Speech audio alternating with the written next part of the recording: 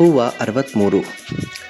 ಕುದಿಯುವುದು ನೋವಿನ ಅನುಭವವಾದರೂ ವಿಕಾಸದಲ್ಲಿ ಕುದಿತದ ಪಾಲೂ ಇದೆಯಲ್ಲ ಎನ್ನುತ್ತಾರೆ ಕವಿ ಗೀತಾ ವಸಂತ. ಹೌದಲ್ಲ, ಕುದ್ದು ಬೆಂದ ಅಡುಗೆಯ ರುಚಿ ಹದವಾಗಿರ್ತದೆ. ಕುದ್ದು ಬೆಂದ ಚಿನ್ನ ಬಂಗಾರವಾಗ್ತದೆ. ಮನುಷ್ಯರೂ ಹಾಗೆ ಕಷ್ಟ ನೋವುಗಳೆಂಬ ಕುಲುಮೆಯಲ್ಲಿ ಕುದಿಯುತ್ತಾರೆ. ವ್ಯತ್ಯಾಸವೆಂದರೆ ಕುದಿದು ಕುದಿದು ಹಲವರು ವ್ಯಾಘ್ರರೇ ಆದರೆ ಕೆಲವರು ಕುದ್ದು ಅಪ್ಪಟ ಮನುಷ್ಯರಾಗುತ್ತಾರೆ. ದುಃಖ ಅಪಮಾನ ಸಂಘರ್ಷಗಳಲ್ಲಿ ಬೆಂದವರು ಒಳಗಣ್ಣು ತೆರೆದೇ ಇರುತ್ತಾರೆ.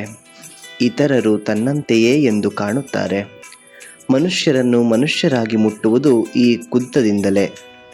ಬೇಯುವ ಈ ಕ್ರಿಯೆ ನಮ್ಮೊಳಗಿನ ಸಣ್ಣತನಗಳನ್ನು ಕರಗಿಸಿ ಸೂಕ್ಷ್ಮತೆಯನ್ನು ಒದಗಿಸಿ ಹೃದಯ ಸಂವೇದನೆಗಳನ್ನು ಬಿತ್ತುತ್ತದೆ. ಹೀಗೆ ಕುದ್ದು ಬೆಂದ ಕಾರಣಕ್ಕೆ ಬೇಂದ್ರೆ ನಮ್ಮೊಳಗಿನ ನಾದವಾಗಿದ್ದಾರೆ. ಕುದಿಯೋಣ ಮತ್ತು ವಿಕಾಸಕ್ಕಾಗಿಯೇ ಕುದಿಯೋಣ. ನಮಸ್ಕಾರ.